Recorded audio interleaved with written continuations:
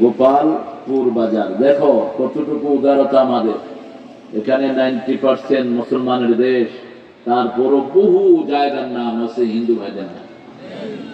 জেলার নাম আছে না কি গঞ্জ, গোপালগঞ্জ, একদম হাসিনার বাড়ি যেখানে, গোপালগঞ্জ।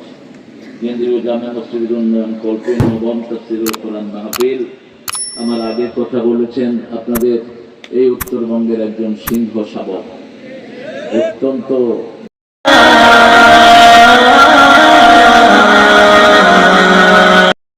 ইয়াকুব আলাইহিস সালাম দিয়েছেন ইউসুফ আলাইহিস সালামের কাছে, সেই পোশাক পরম্পরায় গেছে ঈসা আলাইহিস সালাম পর্যন্ত।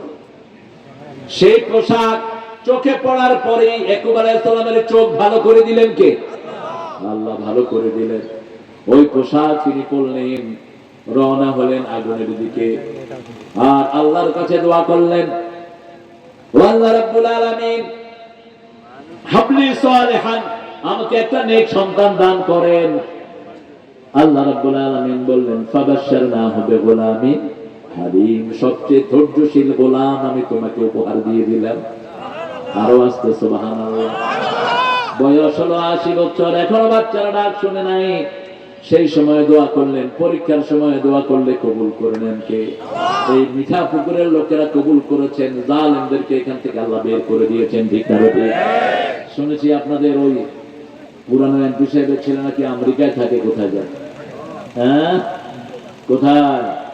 আমেরিকানরা শুধু অবৈধ পয়সা খুঁজে বেড়ায়।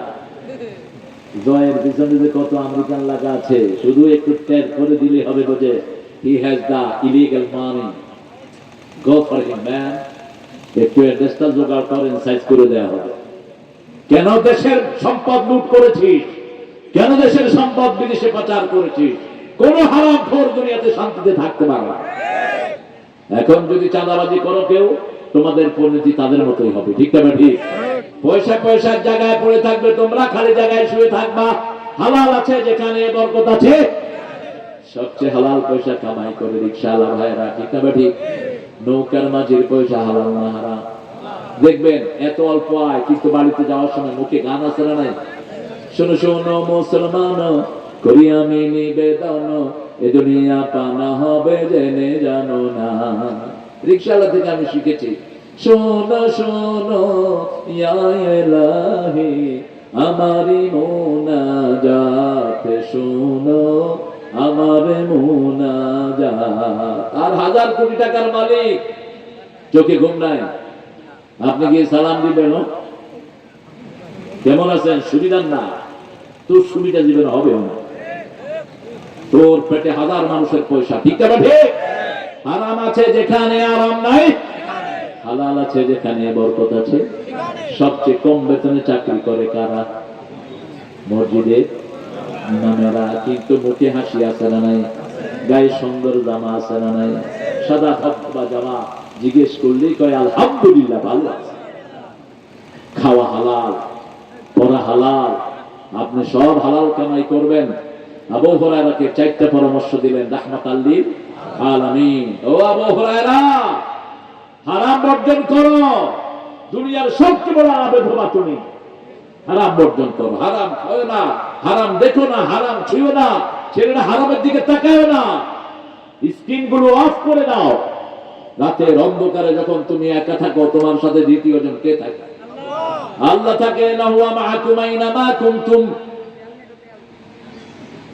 সব সময়। আলাম ইয়ালাম আন্নাল্লাহা ইয়ারা, সূরা আলাকের 16 নম্বরে আল্লাহ বলছেন, এরা কি জানে না আল্লাহ সবকিছু দেখে? ঠিক না ঠিক? আবার সূরা কাফের ভিতরে আল্লাহ বলছেন, মা মিন কাউলিন ইল্লা লাদাইহি রাকীবুন আতীদ, এমন কোন কাজ নাই, কথা নাই যিনি সচিত্র ভিডিও করেন না।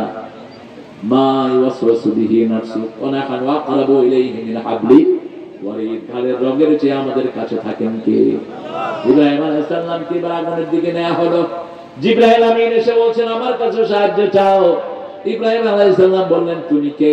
বলছে, আমি জিবরাইল। তোমাকে আল্লাহ পাঠিয়েছেন নাকি? না, আমি নিজের হয়ে তোমার কাছে এসেছি। শোনো, আমি আল্লাহ ছাড়া কারো কাছে সাহায্য চাই নাই। ওয়াজ্জাহাতু ওয়াজহিয়া লিল্লাযী ফাতারাস সামাওয়াতি ওয়াল আরদ হানিফাও ওয়া মা আনা মিনাল মুশরিকিন। চলে গেলেন আগুনের ভিতরে। আল্লাহ নোটিশ করলেন, কুল্লা ইয়া নারু কুনি বারদান ওয়া সালামান আলা ইব্রাহিম। আল্লামা ইকবাল বলছেন, আজ भी हो इब्राहिम का ईमान पैदा, आज कर सकते अंदाजे गुलिस्ता पैदा। আজ যদি হয় ইব্রাহিমের ঈমান বিদ্যমান, আগুন হয়ে যাবে সুন্দর এক ফুলের বাগান। আল্লাহ আমাদেরকে কবুল করুন। আরো চিৎকার করে বলেন আমিন। শহীদ হতে রাজি আছেন তো মুসলমান? হাত তুলে দেখা দাও।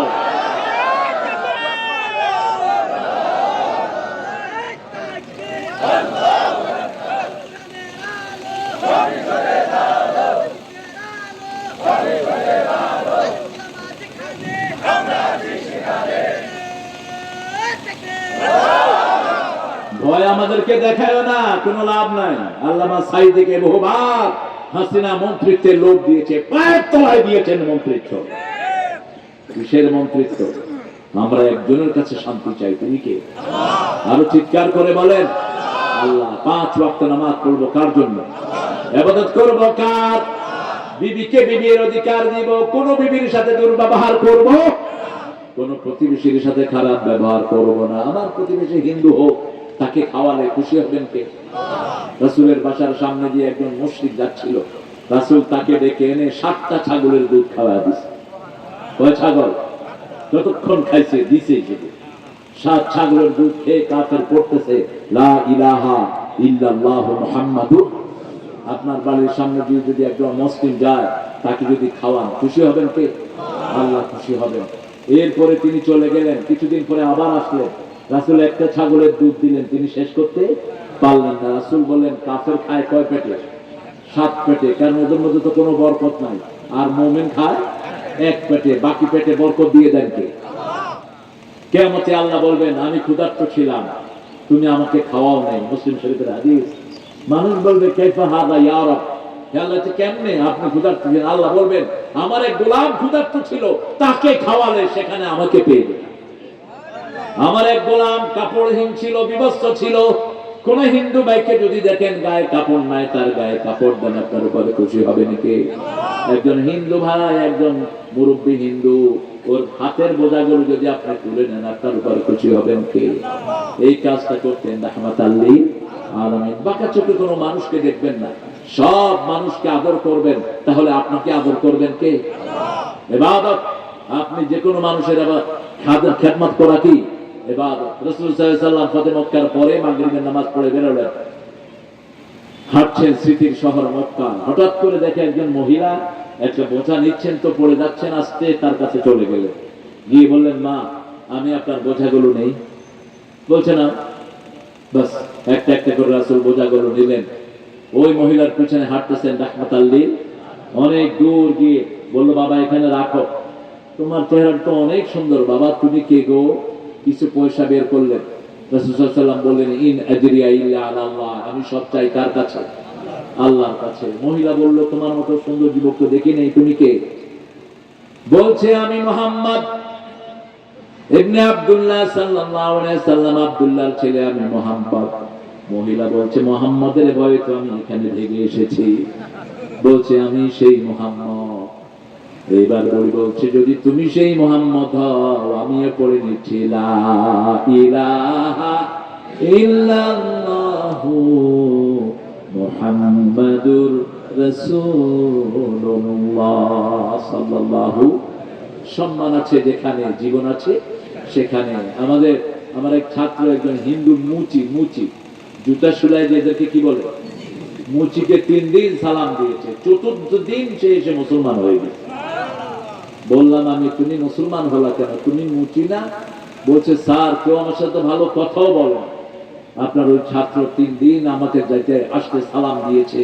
আমি মনে করেছি মানুষের সম্মান যেখানে বেশি, সেটাই আল্লাহর ধর্ম। এই জন্য আমি কালেমা পড়ে মুসলমান হয়ে গেছি।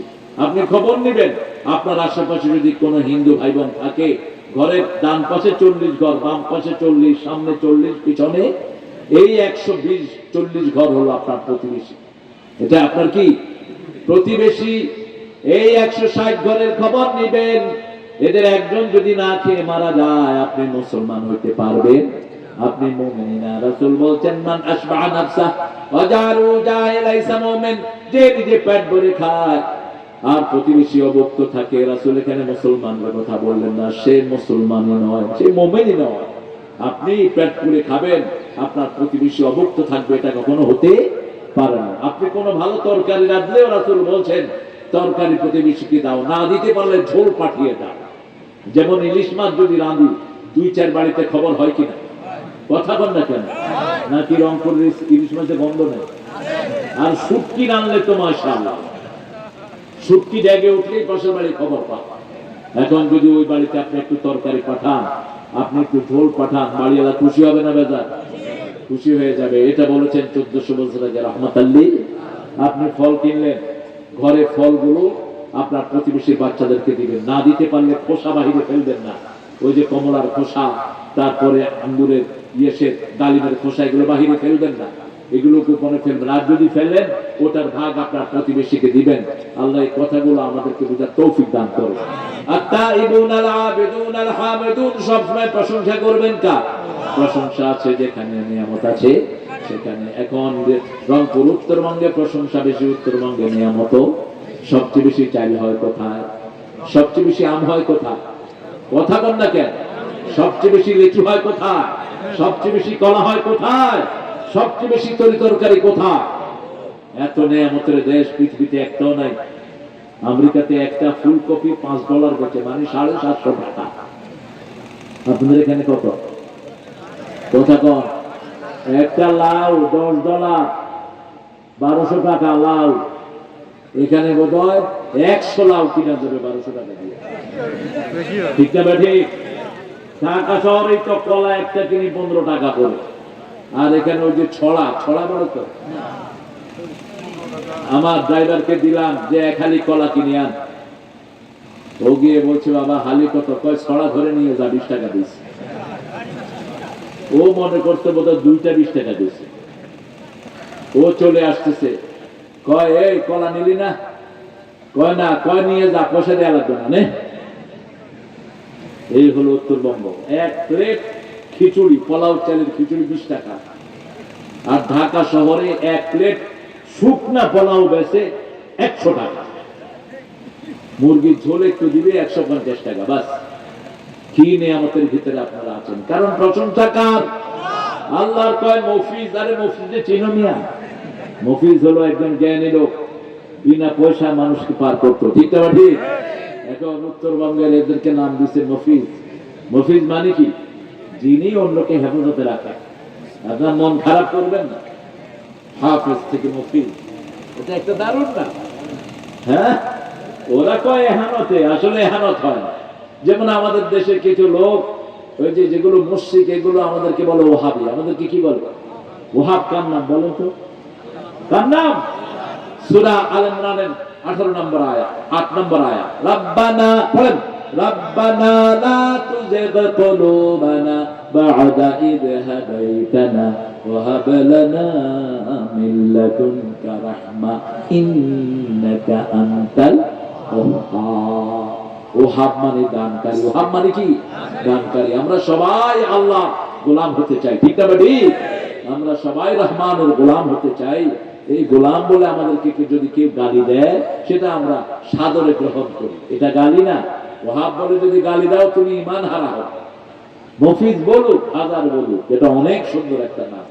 কারণ মফিজ নামে যে লোকটা ছিলেন, ওই লোকটার কবরকে আল্লাহ জান্নাত বানিয়ে দেয়।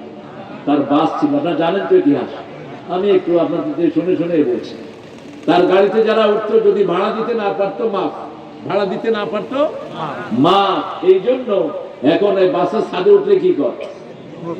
মফিজ। টাকা থাকলে দিও, না থাকলে নাই। কিন্তু এখন কম পয়সায় আনে না, ডাকাতি করে বাসের লোকেরা। ঠিক না ঠিক? ঈদের সময় তো সর্বনাশ, বাসের উপরে উঠলো 400 টাকা, ভিতরে ঢুকলে 800। তুই মর, করে আল্লাহ দেখাবে তামসা। সারা পৃথিবীর সব ধর্মীয় উৎসবগুলোতে তারা তাদের জিনিসের দাম কমায়। ভারতে হিন্দুদের পূজার সময় দাম বাড়ায় না কমে? খ্রিস্টানদের বড়দিনে দাম বাড়ে না কমে? আর আমাদের রমজানে, ওদের তো এই দিনগুলো কোনো ভিত্তি নাই। হিন্দুদের 7টা বইতে একটা বইয়ে পূজার কোনো বর্ণনা নাই। আর আমাদের কোরআন শরীফের ভিতরে আমাদের রমজানের কথা আছে না নাই? কথা বলেন না কেন? অথচ রমজান আসলে জিনিসের দাম কমে না বাড়ে? তোরা যে ব্যবসায়ীরা সিন্ডিকেট করে দাম বাড়া, তোদের রোজা হবে না, নামাজ হবে না, কুত্তার চেয়ে নিকৃষ্ট মৃত্যু হবে তোদের। রাসূল বলছেন যারা কোথাও সম্পদ আটকিয়ে রেখে বাজারে কৃত্রিম সংকট সৃষ্টি করে, ওদের কোনো ইবাদত আল্লাহর দরবারে কবুল হবে না। ওরা যদি পুরা পুঁজিটাও দান করে দেয়, তাও ওদের শাস্তি কমবে না, কারণ ওদের সংকটের কারণে বহু মানুষ বিপদের সম্মুখীন হয়েছে। ঠিক না? তার এক তোমাকে বলবো, সিন্ডিকেট ভেঙে দাও, যত সিন্ডিকেট আছে ভাঙো, চাঁদাবাজি বন্ধ করো, সন্ত্রাসী বন্ধ করো। আমরা এখন পরামর্শ দিচ্ছি, সামনে আমরা অস্ত্র হাতে নেব, কারণ অস্ত্র ছাড়া ইসলাম আসেনি। ঠিক না? আমাদের মুসলমানদের গায়ে হাত তুলবা না, খবরদার। সেই হাত পুড়িয়ে দিবেন কে? রেগুলার দেখো না, যত মুসলমানের গায়ে যত পুলিশ বিগত 17 বছরে হাত তুলেছে, একটাও কিন্তু এখন ভালো নাই, একটারও শরীর ভালো না। এক এসপি মুসলমানরা সেজদায় ছিল, গর্দানে পাড়া দিয়েছে, এখন জেলখানায় পাগল হয়ে বসে আছে। আল্লামা সাইদি বলেছিলেন, আল্লাহ যেন তোর পাগল হয়ে অজ্ঞান করে দুনিয়া থেকে বিদায় করে। বেশি দিন যায়নি, সেজন্য কোন মুসলমানের গায়ে হাত তুলবা না। আমরা সব সময় দোয়া করি বাংলাদেশটা শান্তি মতো চলবে। 17 বছর বিএনপি জামাত একসাথে চলেছে। ঠিক না? ঠিক। একসাথে মাইর খেয়েছে, মামলা খেয়েছো, এখন 2-3 টাকার জন্য কেন এই বিরোধিতা শুরু করেছো? এসব টাকার লোভ ছেড়ে দাও। সন্ত্রাসী যেগুলো আছে, চাঁদাবাজ যেগুলো আছে, এগুলোকে দল থেকে বের করে দাও। এক হয়ে ইসলামকে নিয়ে সামনের দিকে অগ্রসর হও। বাংলাদেশে এত বরকত হবে, পৃথিবী বাংলাদেশের দিকে তাকিয়ে থাকবে। এটা কার ওয়াদা? লাউ আন্না হালাল কুরআন ওয়াত্তাকাউ লাফাতাহনা আলাইহিম বারাকাতিন মিনাস সামাই ওয়াল আরদ। আল্লাহ বলেন, কোন গ্রামের লোক, কোন দেশের লোক আমাকে ভয় করে যদি আমার উপর ঈমান আনে, বরকতের আকাশ জমিনের সব দুয়ার আমি তাদের জন্য খুলে দেই। আরো জোরে বলি সুবহানাল্লাহ। আপনি দেখেন বাংলাদেশে এখন শস্যের কোনো অভাব নাই, টমেটোর কোনো অভাব, গাজর, মূলা, তারপরে যত সুন্দর সুন্দর সবজি সব ওঠে এলাকার আল্লাহ দিচ্ছেন।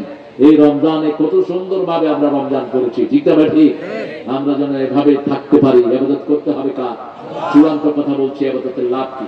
ফালিয়াবুদু রাব্ব হাযাল বাইত আল্লাযী আত'আমাহুম মিন জু' ওয়া আমানাহুম মিন খাউফ।